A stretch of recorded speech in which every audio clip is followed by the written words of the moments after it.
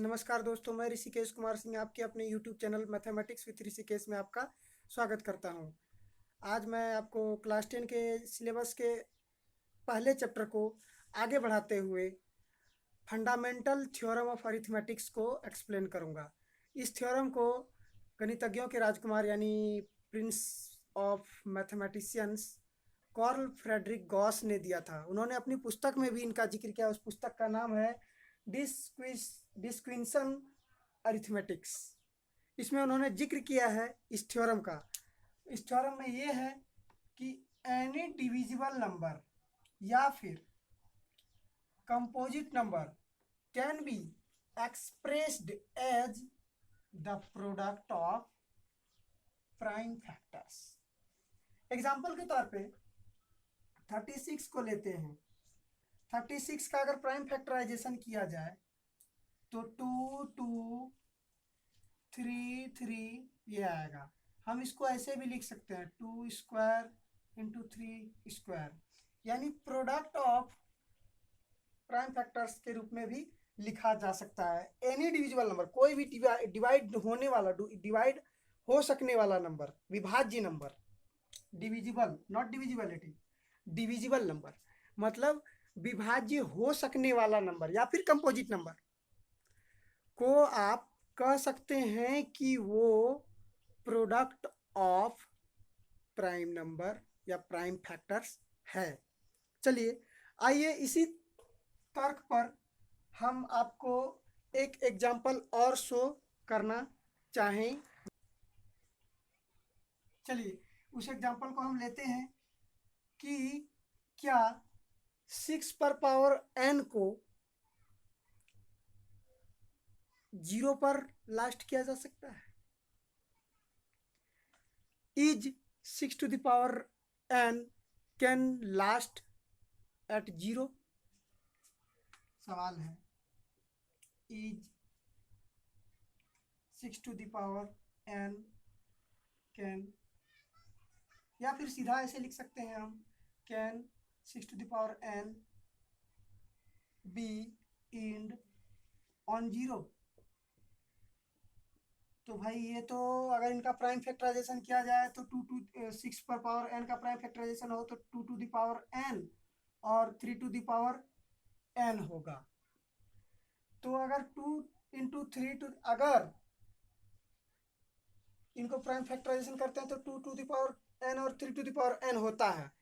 ये तभी 0 होगा यदि इसके साथ it will last on 0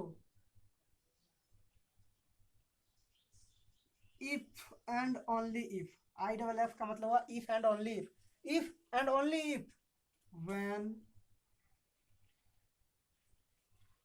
it will multiplied with 5 to the power n। अगर 5 के कंपोनेंट्स या 5 से इसको अगर मल्टीप्लाई किया जाए तो ही ये 0 पर लास्ट कर सकेगा। Otherwise it is impossible to last any 6 to the power n numbers. और एक एग्जांपल लेते हैं can 4 to the power n be end on 0। हो गई बात वही 4 to the power अगर n कहते हैं तो ये हो जाएगा 2 to the power 2n।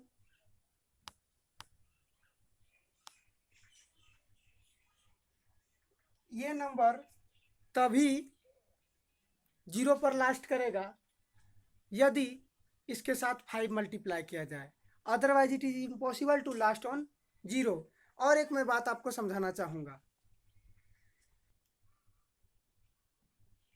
HCF is equal to product of the lowest powers of prime factorization।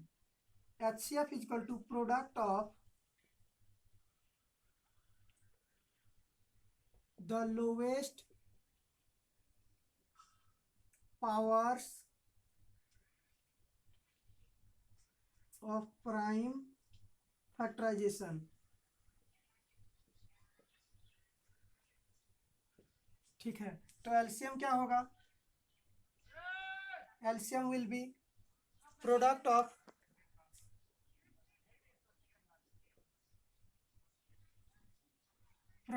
The highest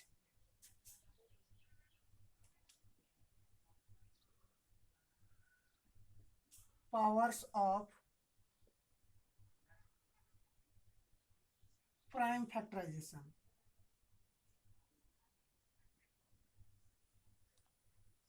prime factorisation.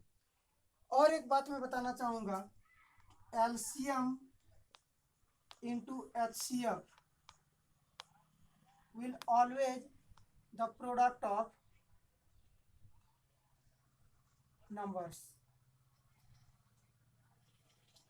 कैसे नंबर्स? जिस नंबर्स का एलसीएम और एचसीएफ आपने निकाला है, तो उसी नंबर्स का प्रोडक्ट ऑफ नंबर्स जो होगा वो दोनों सेम होगा। और इस बात का एग्जांपल क्लास 10 के लेवल पर देने की ज़रूरत नहीं है, क्योंकि आप इसे बहुत पहले ही बचपन में भी सीख चुके हैं, लेकिन फिर भी मैं एक एग्जांपल दे करके दिखाता हूँ। एलसीएम 9 और 18 ले लेते हैं। इसका एचसीएफ 9 और 18 का एचसीएफ क्या निकलेगा? एचसीएफ निकलेगा 9 और एलसीएम क्या निकलेगा? 18 निकलेगा। तो आप 9 इंटू 18 करें या फिर एलसीएम इंटू एचसीएफ करें, बराबर है। कोई और नंबर के साथ भी इसको आप दोहरा सकते हैं और इस थ्योरी को वेरीफाई कर सकते हैं। आशा करता हूँ आपको ये वीडियो बहुत ही अच्छा लगा होगा। और भी क्लास 10 की चैप्टर्स की सीरीज आती रहेगी। आपका सहयोग अपेक्षित है। तब तक के लिए नमस्कार।